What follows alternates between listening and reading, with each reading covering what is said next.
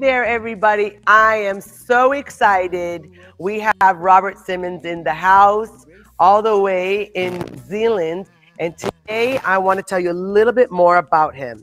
Robert Simmons has been an explorer, teacher, author of books about spiritual qualities of crystals and stones for over 35 years. He's an author of Moldavite Starborn Stone of Transformation and the best-selling The Book of Stones. I have one. He has his wife Kathy. He and his wife Kathy are the proprietors of Heaven and Earth, a worldwide online supplier of high vibration crystals, gems, minerals, and jewelry. His newest book is Alchemy of the Stones. Robert and Kathy live in New Zealand, where they have, seriously, Heaven on Earth and Heaven on Earth retail store, where they do a lot of crystal hunting in the bush. Interesting, Robert.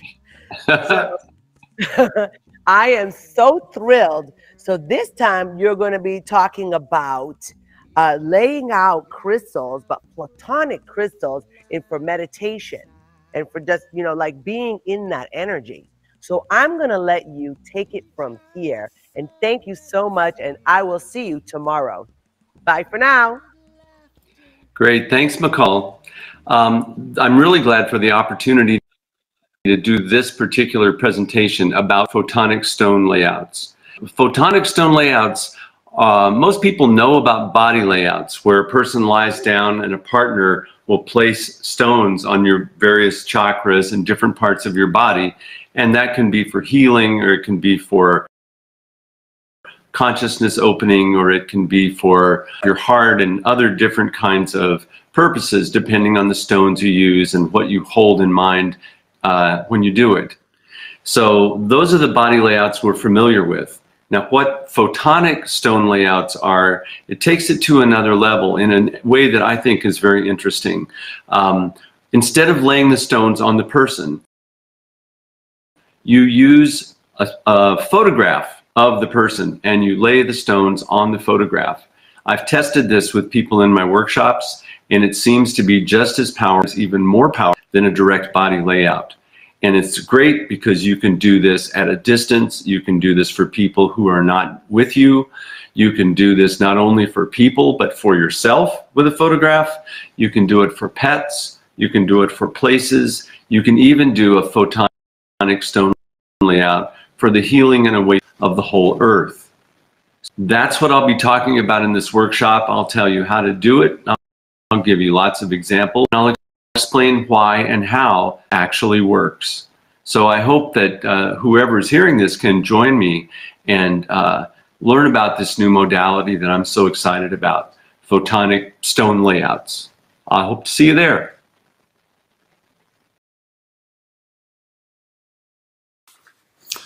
Hi, I'm Robert Simmons. I'm here to talk to you about photonic layouts. Now, everybody here probably has heard of crystal body layouts, and I've done many of them myself, and I've led workshops where lots of people have done them all in the same big room.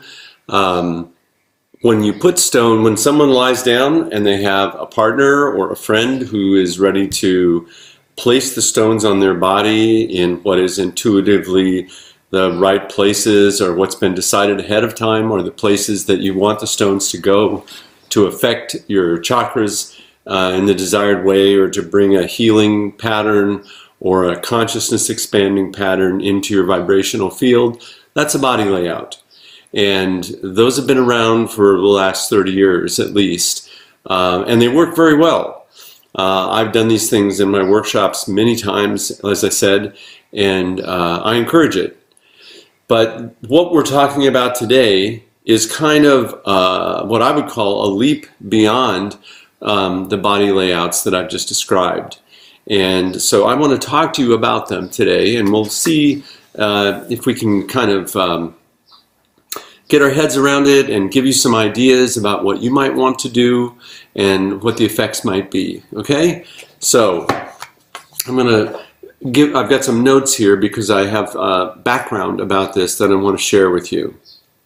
So in the Alchemy of Stones workshop in 2016, by the way, my new book, The Alchemy of Stones, has been published this year, or yeah, published in 2019.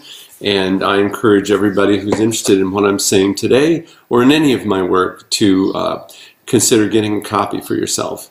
Now, and that's at www.heavenandearthjewelry.com. Heavenandearthjewelry.com, all spelled out as one word. And I'm also going to say, if you want to email me about any of the things I talk about today, the email address is heavenandearth, all as one word, at earthlink.net. Okay? All right. So, in 2016, I conducted the Alchemy of Stones workshop event in Vermont, and we engaged in something I called photonic stone layouts. And I use the term photonic to denote several things this practice brings together. The first thing I want to say is what we did could be seen as a form of radionics, which I'll describe in a minute. Also, we worked with photographs, and hence the photo in photonic. So photonics could be described as the practice of using photographs in doing radionics. And again, we'll get to what radionics is. But there's another more subtle meaning here. In my view, we were working all along with the energy of consciousness in this workshop when we did these photonic layouts. And one phenomenon that can be used to describe consciousness is light. When we shed light on something, we're bringing information that was not previously known into the realm of consciousness.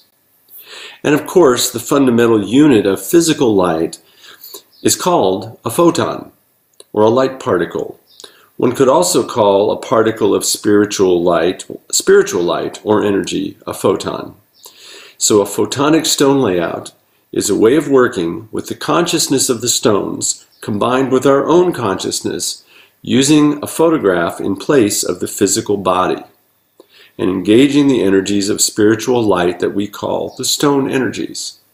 So you get that basically what a photonic body layout is doing a body layout on the photograph of the person instead of doing it directly on the body.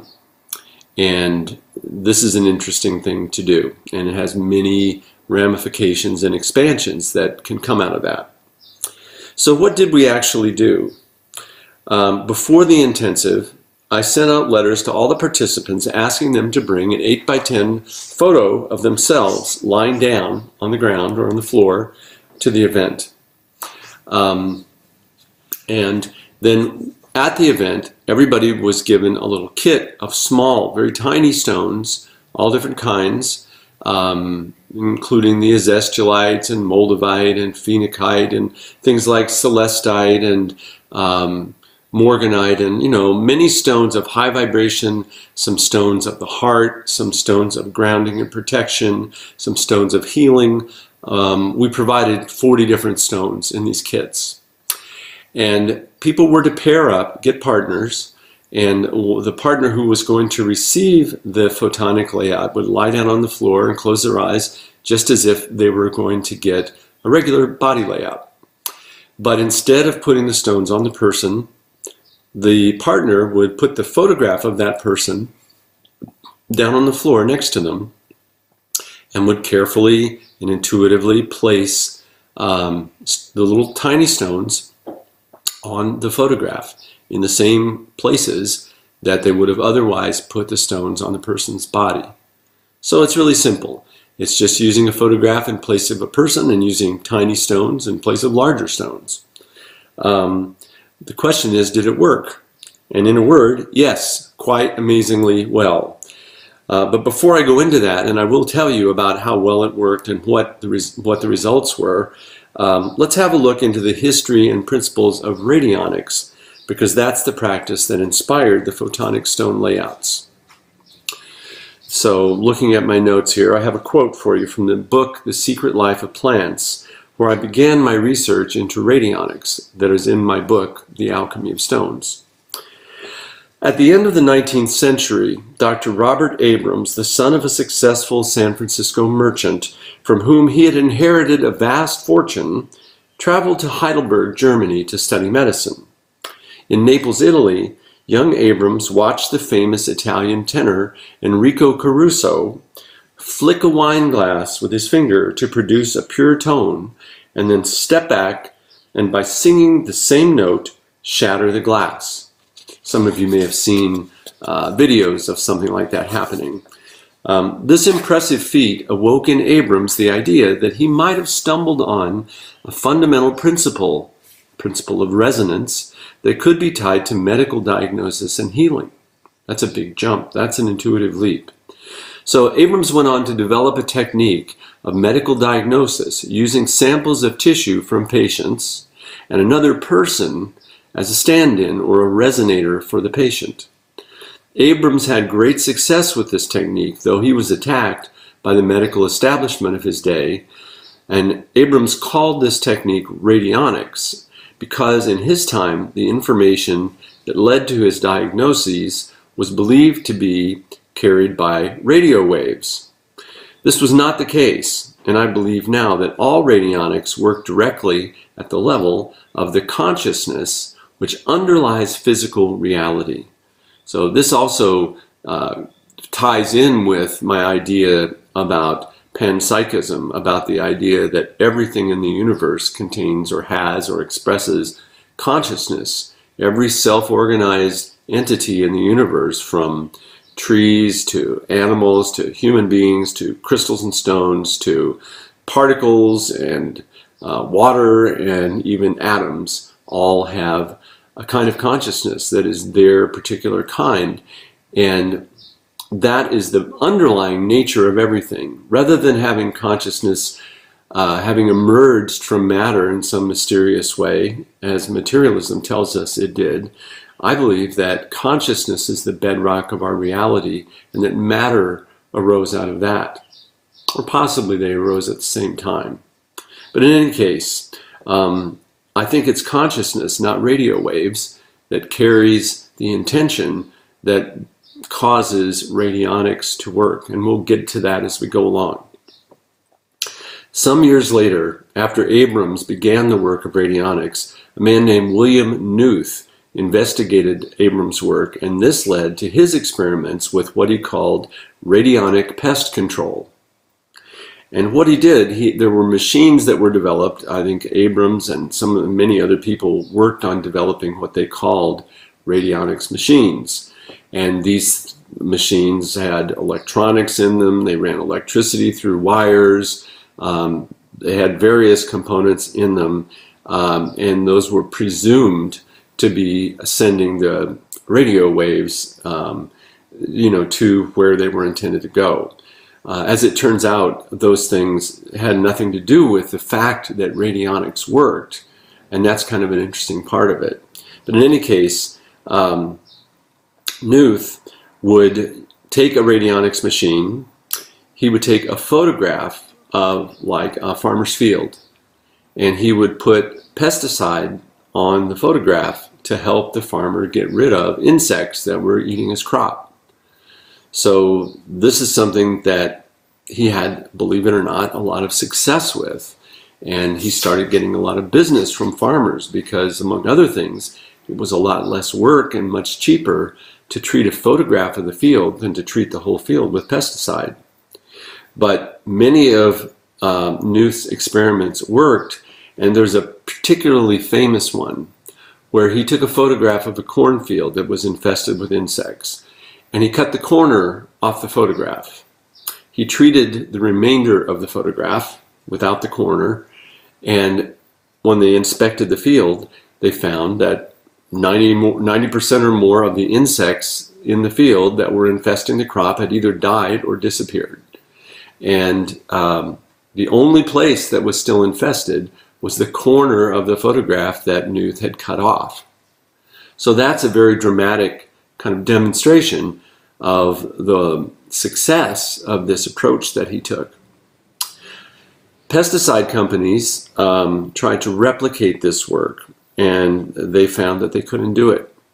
they got the government to go after Nuth and others in this field to put them out of business, claiming that their results could not be replicated by, quote, disinterested agencies.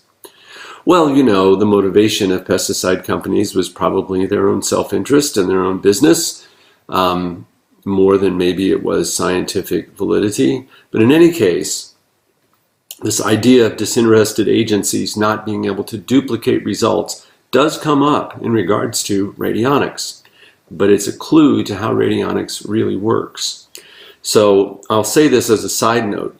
Even if it was true that, quote, disinterested agencies failed to get positive results, that actually magnifies the importance of consciousness within the process.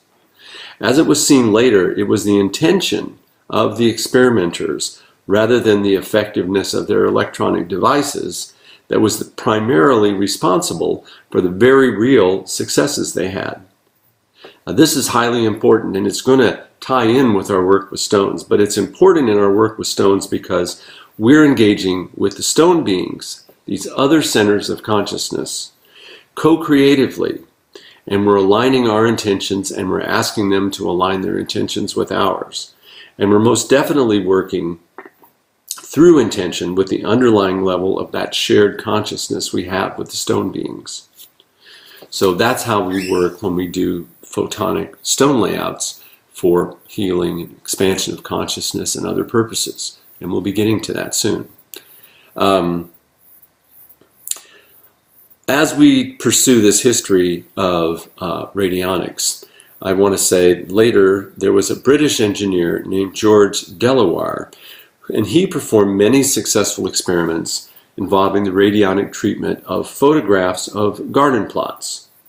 In most cases, he treated the photographs with fertilizers rather than pesticides, and the garden plots in his treated photographs typically produced huge crop yields, as if they'd actually been fertilized, compared with those of adjoining untreated plots.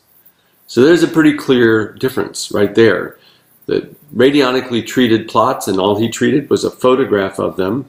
Now you see where we're getting into this photonics. Still produced very good, huge crop yields compared to ones that weren't treated at all. Delaware wondered whether treating an inert substance such as vermiculite and then mixing it into the soil would produce similar positive results. So this he was doing without photographs.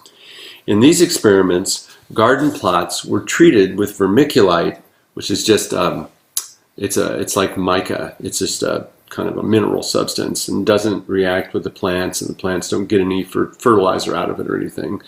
Anyway, he used vermiculite that was treated radionically, and that also produced much bigger yields than identical plots mixed with untreated vermiculite. So both had vermiculite. The radionically treated vermiculite seemed to make the plots grow better. However, when outside breeding companies tried to reproduce his results, it didn't work. Some people assumed this meant Delaware had been faking his results, but that was not true. Delaware leapt to the insight, and I really give him credit for this. Rather than being discouraged, he leapt to the insight that it was the expectation, in other words, the intention, that the treated plants or plants grown with treated vermiculite would do well, that was what was primarily responsible for his successes. It was the expectation, or the intention, I call it. Disinterested parties who didn't share that expectation or that intention did not have such, and they didn't have remarkable results, even when they did the very same processes, but in a disinterested way.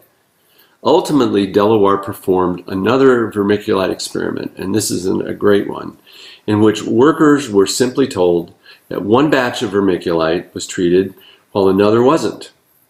But neither batch had been exposed to a radionics machine. As we might imagine, the garden plot in which the workers expected, i.e. intended, for the plants to flourish, produced dramatically better results without any use of a radionics machine whatsoever. So there's what I'm talking about when I say the machines weren't what was doing it. It was the intention and the expectation of the people using the machines, or not using machines in cases where they don't, that cause results to actually be successful. So this is really interesting. This is more interesting to me than even using electronic devices. Now, quoting again from The Secret Life of Plants, I want to say this. When Delaware realized that the real key to getting plants to flourish was simply asking them to do so, he published an article entitled "Blessing Plants to Increase Their Growth." Readers of the article were asked to work with bean seeds and to hold them in their hands and, quote, invoke a blessing, visualizing them growing and thriving. Hundreds of readers responded and reported successful results. Now, when I read this research, I was very excited.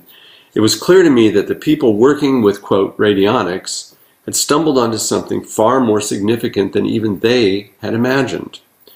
Rather than finding a way to manipulate matter through electronic machines and, quote, radio waves, they had produced dramatic results in experiments where the true cause of their success was their own intention, acting through the medium of consciousness. So in order for their results to make sense, it also meant that the consciousness of the various experimenters and workers was somehow linked with the living plants and insects they were trying to affect. This is that consciousness at the base level of our reality. And at that level, we can hold, if we hold an intention towards another entity, the connection is made and there's a result. So it meant, as I said, that consciousness is fundamental, the underlying substrate of reality, and that matter, meaning the whole outer universe, is the manifested aspect or expression of the primary consciousness. This is completely in line with the assertion of ancient alchemists that in order to change outer reality, one must go to the source, what they called the Prima Materia, or the first matter. I would suggest that the first matter referred to in this context is the subtle matter energy of consciousness that is present in the imaginal realm. The imaginal realm, as I described in my book, is the in-between realm between pure spirit and physical reality. It's the realm of the soul. It's the realm where we can go with stone beings. In fact, I think stone energy, what we call stone energy, is actually this subtle matter energy that exists in that in-between realm, the subtle realm, the astral realm, some people call it. The imaginal realm was what it was called by Carl Jung and by Henry Corbin. But imaginal does not mean imaginary. It doesn't mean that it isn't real. It means it's the realm of image. So in the in-between realm, matter is not as solid and hard as it is here in physical reality. In the imaginal realm, things are more fluid, they're more diaphanous. Beings and even people that we might see there are not as dense as we view them and experience them here, and as we experience ourselves here. And that's because it's an overlapping world with the world of pure spirit, which has no matter at all in it, you might say. And that imaginal realm is a much more fluid realm where consciousness is the primary influencer of things. So when we hold a crystal and we feel its energy moving into our body, we're already plugged into what I'm calling the imaginal realm, that in-between realm of soul, because no physical instrument has ever been able to measure crystal energy, and I don't think anyone ever will, because they're not in the physical world. That's another reason why not everybody feels them. The capacity to experience crystals, as you know, their energies, that is an intuitive, or you might say, I hate to call it psychic, but it's a subtle heart and mental capacity. It's a sensing. It's like a sense. It's like a sixth sense, I guess I would say. And it's a sense that's developing and evolving in human beings in a big way in the last 35 or 40 years. Many, many more people can feel stone energies as a percentage of the people who you might put a stone in their hand these days than could 35 years ago when I was getting started in this. And I was one of those people who couldn't feel them. And, you know, I had an opening with Moldavite, which activated that latent capacity in me, but that's another story. What I want to say to you about this is that it's important to view that there is an intermediate domain in which consciousness moves and influences that reality very strongly. We all have a subtle body as well as a physical body. Our subtle body you might call our soul body, or our dream body. It's the body that is treated by treatments like Reiki or other hands-on healing or stone energy healings. You know, it isn't the physical body that's really receiving these treatments. It's the subtle body, and the subtle body is very much tied to and expressed through the physical body.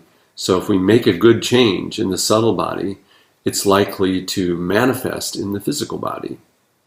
And now, of course, that makes me want to mention the three human powers of attention, intention, and imagination.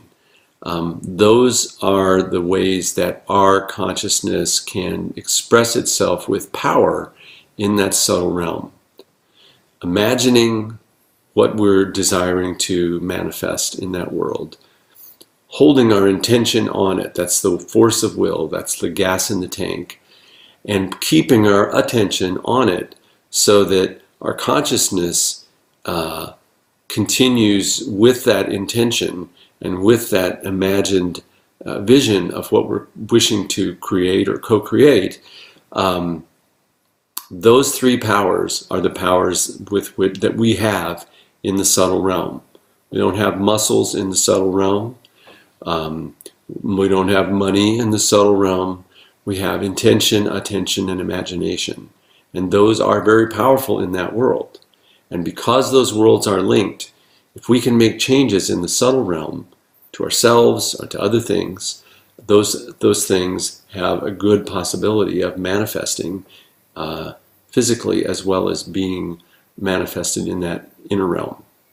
All right? So that's my, what do I want to say? That's my rant about those three powers, and they're very key in the whole idea of doing spiritual alchemy, and the spiritual alchemy that I call the alchemy of stones. So let's see where we got to and where I left off and lost my notes here. Well,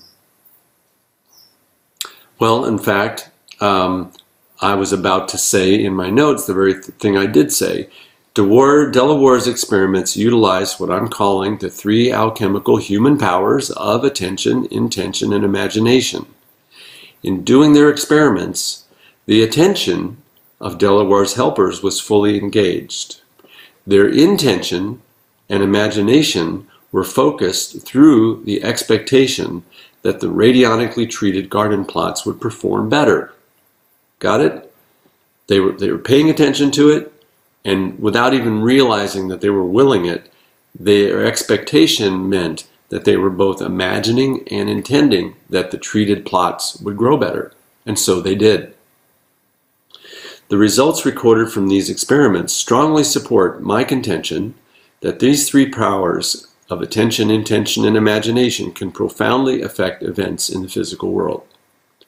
So you start thinking about, well, what can we do besides grow plants? What can we do, you know, that will affect the physical world in ways that maybe for us are more important than that? Or maybe they're just as important, but why limit ourselves to our gardens? Why not do a whole lot of other things? And, you know, that's where I'm coming from. That's why I have developed a whole bunch of different kinds of photonic layouts. So I'll go back to the alchemy of stones here and talk about the photonic stone layouts that we did. When our group at the intensive did the photonics body layouts, We worked with focused intention for the benefit of our partners who were receiving the layouts, as well as opening ourselves to the intuitions that came to us in regard to the appropriate placement of stones. So, you know, we were trying to benefit our partner. That was the first intention we held if we were giving the layout to the photograph. And we were opening ourselves to, having set the intention, opening ourselves to intuitive guidance about where to place the stones to fulfill that purpose. And I think that's where the stone beings actually join in. I think, you know, if you go into a crystal shop, you'll often be, you might say, chosen by a stone. And that is the consciousness of the stone meeting your consciousness. Certainly when you hold a stone and you feel its currents, its energies, the consciousness of you and the stone are joined. And I think in a layout situation like that, where people are intending to try to do their best to pick the right stones and put them in the right place, the stone beings chime in and give you the intuitive guidance about what to do. So I think that's what happened. We also carried an overall focused intention to invoke the participation of the stone beings and Sophia. I haven't mentioned Sophia in this video, but in spiritual alchemy, Sophia is the name given to the soul of the world, the divine feminine being of wisdom. Sophia was the Greek word for wisdom. Sophia was the divine feminine being of wisdom, and is that who permeates all of our reality, all of the harmony and the way that things fit together and work well, and in terms of nature and in terms of our own bodies and consciousness, everything in our world that works is permeated with this wisdom of Sophia. You might say that her soul is the soul of the world, and that's what the alchemists believed. So that's who we invoke to participate with us, and I always do when I work with stones. I think of the stones as beings in their own right. Moldavite is the Moldavite being, Azeztulite is the Azeztulite being, and so forth. And at the same time, Sophia is the overriding or the vast being for whom the stone beings act, you might say, as her emissaries or her emanations or her angels. So the stone beings, if Sophia is the goddess of the earth, and the stone beings are the earth angels of her. And they're here because their purpose is to help us and ultimately to enable us to help Sophia achieve her destiny. And we and the world then unite and achieve our destiny together. So I talk about this in my other sessions. I pretty much always talk about this. And that was the great goal of spiritual alchemy as well.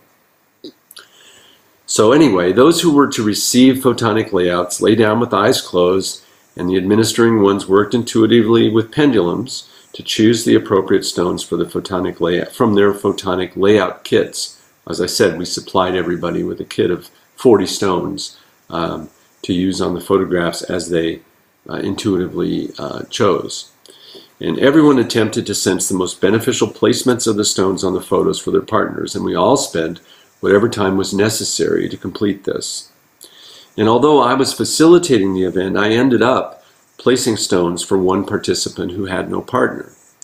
When I placed a tiny Rosophia stone, you know, that big, when I placed a tiny Rosophia stone on the heart chakra of her photograph, she, lying there with her eyes closed, spontaneously said, "Oh, my heart just opened."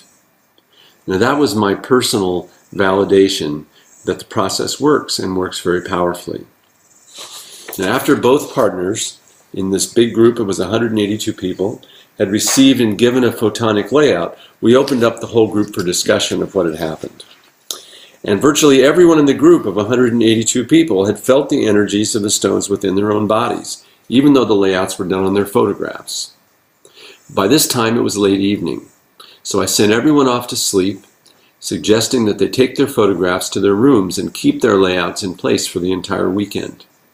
I felt that this would allow the stone beings to work on them and with them through the connections established by the layouts, and to continue working through the whole weekend.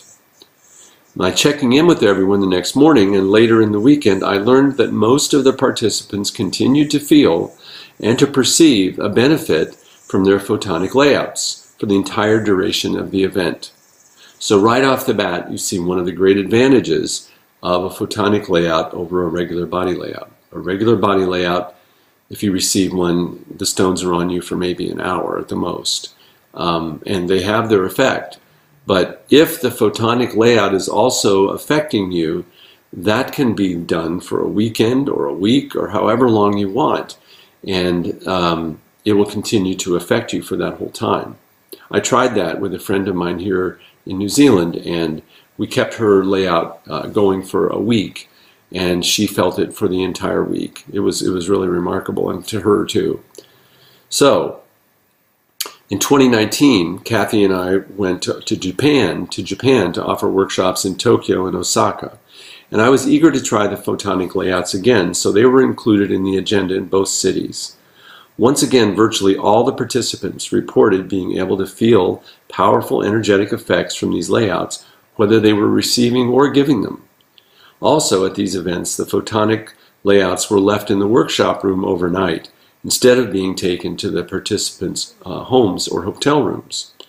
Nonetheless, over 90% of the participants reported feeling the energies of their layouts working on them through the night. In fact, some said that the effects were so powerful that they were kept awake by them. So this is something you can try yourself. Do a stone layout on your own photograph. Put it next to your bed or in the other room or wherever, and see if you continue to feel the effects. See if they go overnight. See how long they last. It's an interesting thing to do. And not only interesting, but if you set up something that's for your healing or for your expansion of consciousness, it can be really beneficial. So after these confirmations, I realized there are a number of promising avenues for working with stones in this way. And I'm just going to list a few of them for you. Obviously, the first thing is we can work on ourselves. And by that I mean we can take a photograph of ourselves and do a stone layout on it. Now, I have some here that I've done, and I'll just show you this one because this is a photograph of me. And I used this for a healing layout when I had a cold a while back. And the top stone is azestulite, the one over my heart is rosophia, and the third one is healerite. And this is a set of stones that I also gave away during the initial months of the COVID outbreak for people to try to work with for their own healing and keeping themselves healthy. So I used it on myself as well, and the cold went away very fast. So I keep it like this. I've kept it for quite some time because I always want that influence of healing to be there for me, and you can do the same thing. So that's one thing we can do, treating ourselves, and you can do so much more. Instead of a 3-stone healing layout, I could do a 30-stone mandala-shaped, or 50 or 100-stone mandala-shaped layout all around the picture of my body, putting me inside of a crystal grid, using azestulites and phenokites and moldavites and all the other high-energy synergy stones. And I can do that to elevate and expand my consciousness. And in fact, it's such a good idea, I think I will do that. Just thought of it today. But in any case, that's another example of what we can do when we just simply treat our own photographs ourselves. And if you've got a friend or a relative, a partner who might want to do this with you, I really suggest doing it that way. And having a little kit of stones to work with and choosing them intuitively and maybe with a pendulum, as we did in the workshop. And let your partner choose for you so that you don't get in your own way. You set the intention of what you want, but you let the partner do the choosing. So these are all things you can try because it's very easy and really very inexpensive to do this because you're using tiny stones. In addition to working on ourselves, we can work on other people, whether we're with them or not. So as I mentioned about the 2 workshops that we did, it didn't seem that distance made a difference. In the first workshop event, the Alchemy of Stones in 2016, people took the layouts up to their hotel rooms. And certainly they felt them through the night, but they also felt them the next day, the rest of the weekend, while they were away from their sleeping rooms. So that's an example of how distance doesn't seem to matter. And radionically speaking, in all the experiments I was talking about with the people who explored radionics, same thing was true. They could do it from a distance. It didn't seem to matter. So this may give you some ideas about what you can do to treat somebody else that's your friend that maybe lives across the country or across town. You know, in these days, we've got social distancing. So something like this, where we can work with someone else and work for someone else's benefit from a distance, is a real godsend. You can't really necessarily be bringing in your friends to do body layouts on them, but you can do photonic layouts for them if they just take that picture and email it to you and you print it out. So to me, that is a big deal these days. And you know, I don't say that any kind of healing we do with photonic layouts should be a substitute for medical care. I think that would be irresponsible for me to say, but there's absolutely no reason you can't use it as a supplement to whatever else you do in your healing regimen or whatever other care someone is getting. So I'll show you another example. This is a picture of a layout that I did for my friend here in New Zealand. You can see there she is with my hand in the upper corner there, placing the stones. And that's the whole thing is a photograph, including my hand. But I did do that for real, you know, on her photograph. And then as I was doing it, I had someone take a photo. But those are the stones I put on her, and it really energized her. And she felt this influence of expansion too, for the whole week that we left that layout on her. Now I want to say something at this point about time, because if you're going to do these layouts over a period of time, or you're going to do a layout and keep it in force for a week or a month or whatever, in my view, it's important to attend the layout. In other words, you don't do it once, set it on the shelf, and don't think about it for a month.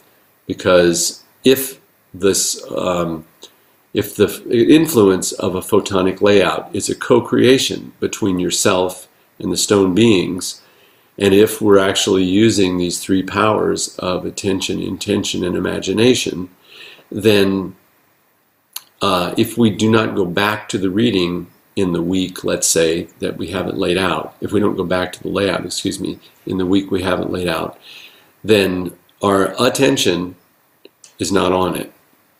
And our intention may atrophy. We may stop thinking about it. And if we stop thinking about it, then our intention kind of dissipates.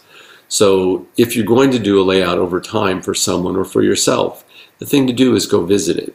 You could do that every day, or at least every 2 or 3 days, and stand there or sit there, gaze upon the layout, remember the intention that you used when you put it together, and invoke the stone beings that are a part of the layout to help you and co-create the results that you're aiming for with you. And just do that from your heart. Just envision in your heart the results you're looking for. Hold your intention there. Keep your attention on the layout. Think of the person that it's for, whether it's yourself or someone else, and try to inwardly connect with them through your well-wishing, through your blessing imagination. And if you do that, then you can keep a layout, I'm going to say keep it alive, meaning keep it active and working for as long as you want. So it requires something of us. We don't get to just do it once and leave it and expect it to do everything for us. We still are an important part of the co-creation. The stone beings are willing to help, but they are not able to help if we don't participate. So that always is a co-creation. That's why on my book, the subtitle is Co-Creating with Crystals, Minerals, and Gemstones for Healing and Transformation. That sort of sums it up. I've spoken a little bit about working on ourselves, and I've spoken a little bit about working with other people and doing this for other people. Now, one of the people who took that Alchemy of Stones first workshop in which we tried this decided to set up a healing practice in Japan where she was taking on clients from a distance who would send their photographs and work with them. And she was very excited about making this her work. So you can take it as far as that if you want to. If you feel rewarded by it and moved to do it, there's no reason not to offer your services to people. And of course, I like to do that with my friends and family members because I don't expect to have them pay me, and I do wish good things for them. So I'm more than happy to do it for free. But there's a place for everything. So that's just another one of the ideas. Now, in addition to working on other people, I should say this. You need to get permission. It's really not okay to do a photonic layout on a photograph of someone without them knowing it and without their permission. And this becomes, it moves from the realm of benevolent magic into sorcery when that kind of thing is done. So it's ethical, and it's also important for yourself to do things that way because you know how it is. Everything that we send out, we also get back. And if we do something manipulative, even if we're thinking we're doing it for a positive reason, there's a chance of that boomeranging and, us getting kind of a bad result from that. Not to mention the fact that you probably wouldn't want someone doing energy work on you without you knowing or agreeing to it. And the other thing is, it is a co-creation. If the other person agrees to it, then it's a lot more powerful and a lot more effective than if they don't know about it. Okay, so that's enough said about that. But if you're going to work on other people, it's important to have them agree to that. Okay? Now, we can use photonic stone layouts on photographs of other things besides other people. We can use them for pets, for gardens, for properties, for areas of land, for bodies of water, for countries, or even the whole earth. And, this brings up the very thing I was just talking about in regards to permission. If you're going to want to do a photonic layout on a pet, for a pet, a photograph of your pet, you need to tune in. You're obviously not going to be able to just ask. But if you can tune into your pet and really ask from your heart, may I do this with you? Would you do this with me? And listen in your heart for the inner voice of your pet. And I found that the voice comes, and sometimes it's no. But when it's yes, and you feel like it sincerely is that voice, then you can go ahead and do it. At least that's my picture of how to handle that. And I think in that situation where the bond is truly about love and there aren't really other issues, if you get that inner sense of a yes from your pet, I think you can go ahead. And when we're talking about doing photonic layouts for other things, like gardens, your property, areas of land that are not your property, bodies of water, countries, cities, the whole earth, you must do the same thing. I don't think we have the same issue with doing it for these sort of more impersonal things than we have with individual people. If you're wanting to do, for instance, I do photonic layouts for a city, to bring the energy of the city into a better place. It would be the reason. To bring healing to that place, to have pollution clear up. You can do that with bodies of water and things like that. I know some people who have done photonic layouts for Fukushima and other badly polluted areas. So just check in.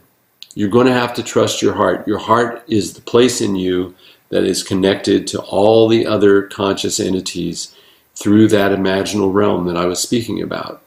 So if you actually make a sincere attempt and intention to reach out towards whatever you're considering working on, and then listen in your heart for what the answer is, I trust that, and I think you should trust that. So, you know, you can't ask a city, so you have to work with it that way, or else you can't do it. And I think considering the shape the world is in, and the cities are in, and countries and lakes and lands and everything else is in, some healing intention is really called for.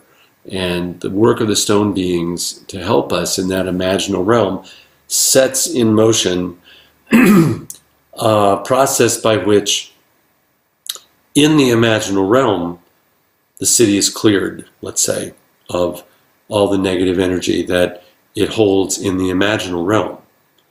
Now, when that happens, that can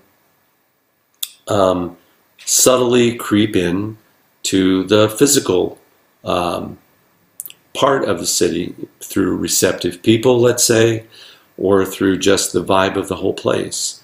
And people may start to notice it.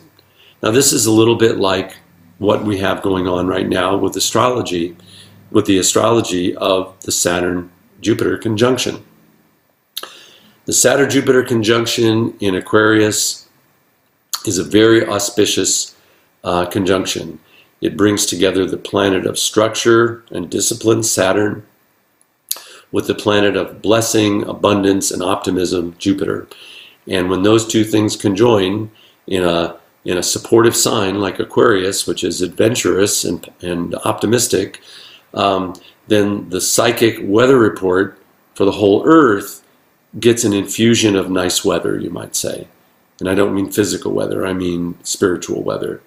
So it would be in that subtle realm that we would feel the effects of a conjunction like that, just as it's in the subtle realm that we operate with the stone radionic, photonic layouts. So here's a layout I want to show you that I did for New York City.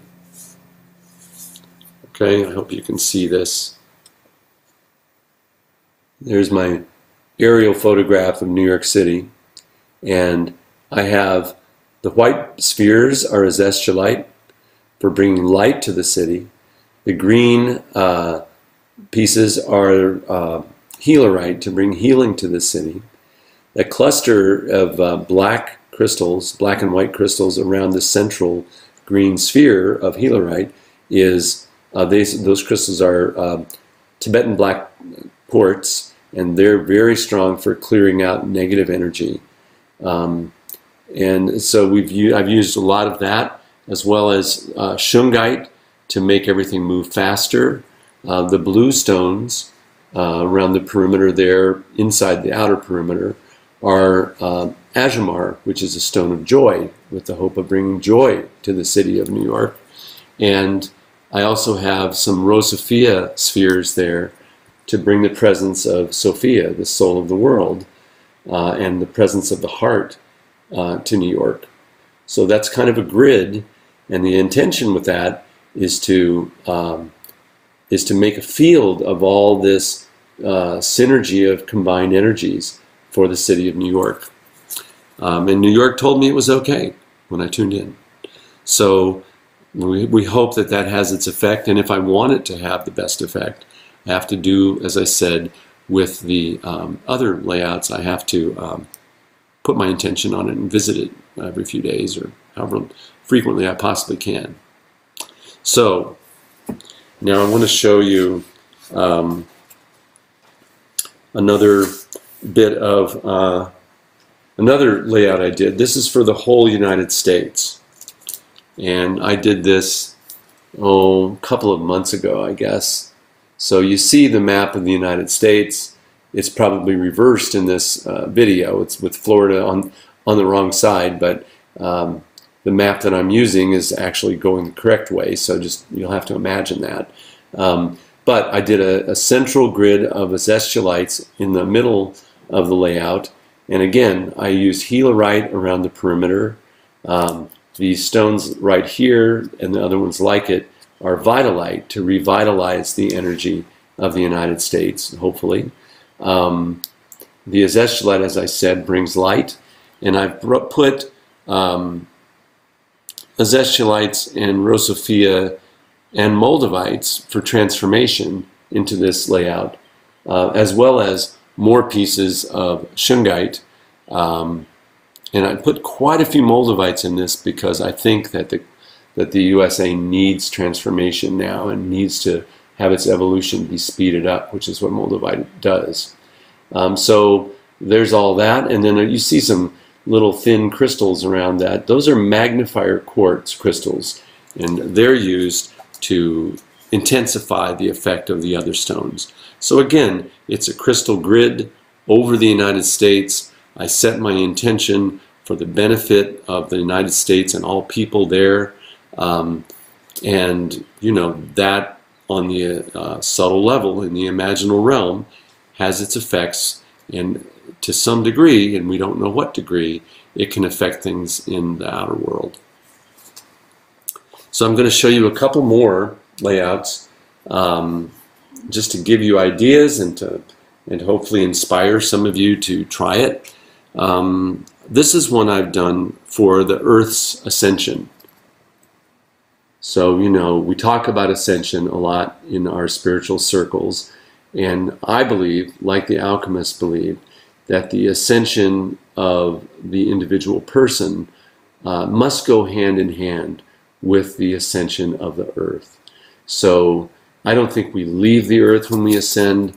I think that the earth and humanity vibrationally ascend together. And that's the intention I hold, and that was what the alchemists held as well. That was what it meant for them to create the Philosopher's Stone. The earth is the Philosopher's Stone when all matter is awakened and enlightened. And that's when the Sophia, the soul of the world, reaches her full aspiration and her full expression in the world. So in this layout, I've got healerites again, because there's so much healing that's needed. Those are the green ones. I've used white azeztulite to bring in spiritual light around the perimeter. In the center here, all 6 of these spheres are not the center, but around, you see we've got healerite here, and then around here is morganite for love, and then around here are what I call healer's gold. That's those black looking spheres, and those again are for physical healing of whatever illnesses are on the earth, and both for in people and in the ecosystems of the earth. You know, this is intended for benefit of the earth at all levels, and for ultimately the ascension of the earth and all beings on it. So again, that's one thing I love about the alchemists. They were never shy about setting grand expectations or grand intentions. And this is a way, these photonic layouts are a way that we can try to act on our highest intentions. So the last one of these I'm going to show you today is a, this is like the most complicated one of all. You can see there's a little cup in the center of this one, and there's stones all around it, and once again I've used an image of the earth, but notice that I've used an image of the earth with light around it. That's to indicate that the earth will become, or in this image is shown as a planet of light, a spiritual awakened planet. This is really more about the ascension of the earth than the other one. The other one was greatly about healing. Now, interesting to me, the reason, there's 2 things to share with you about this. I mean, there's more than 2. All around the outside perimeter, there's white azeztulites. There are also other types of azeztulite. I think there's about 12 kinds on that internal perimeter just inside the edge of the earth. And then inside that are stones of healing and vitality and emotional wellness. And then in the center is the cup. Now, the other thing I want to show you, I hope you can see this, is that there's a pattern overlaid on the image of the earth. And that pattern is something I did that with Photoshop, actually had help doing that. But that pattern is a cross-section of human DNA. So it's the image of DNA overlaid on the image of the earth, and all of that is overlaid with the grid, the array of stones. And the intention of that is for the full realization, the full enlightenment of the earth and of humanity. Now, how do we make this even more powerful? One of the things I learned in my studies for writing The Alchemy of Stones is that our tissue, our bodily tissue, retains a connection to our physical body even when it's not with the physical body anymore.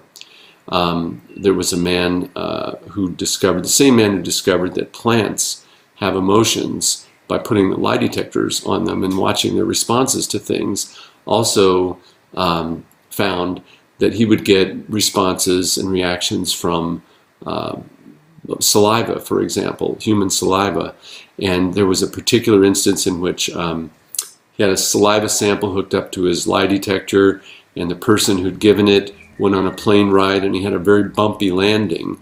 And at the exact time he was scared in the airplane, the saliva produced a very bumpy reaction on the lie detector. So we know that we stay connected with our DNA even when it's not with our body. At least we do in the realm of consciousness. So what this intention is to take a little swab, get a little bit of your saliva, put it in the cup, and then that way you physically are there. Your DNA is there amid the stone grid. So this layout is very much for your own personal self as well as for the earth at the same time. And the human DNA image over the earth's image also conveys that layer of meaning that is for the benefit of all humanity, everyone who has human DNA. So this is kind of my ultimate aspiration, photonic layout, and I encourage you to try it. You don't have to go all the way to enlightenment for all beings. You can do whatever you want, but consider using a little bit of your DNA in a stone grid with photographs that carry meaning, and then use your intention, your attention, and your imagination to facilitate that in that inner realm, the imaginal realm of consciousness, where all this happens. And that is the alchemy of stones. There are many things that are, but that is one of the manifestations of doing the work of the alchemy of stones. The work of transformation, the work of healing, the work of transcendence of limitations, and the work of bringing joy and light to ourselves and all beings. So I wish you good fortune in this, and I hope you're inspired. I certainly am, just telling you about it. So many blessings, and it's been a privilege to speak with you today. Bye-bye. Follow your bliss, embrace the light inside. Embrace the light inside. Embrace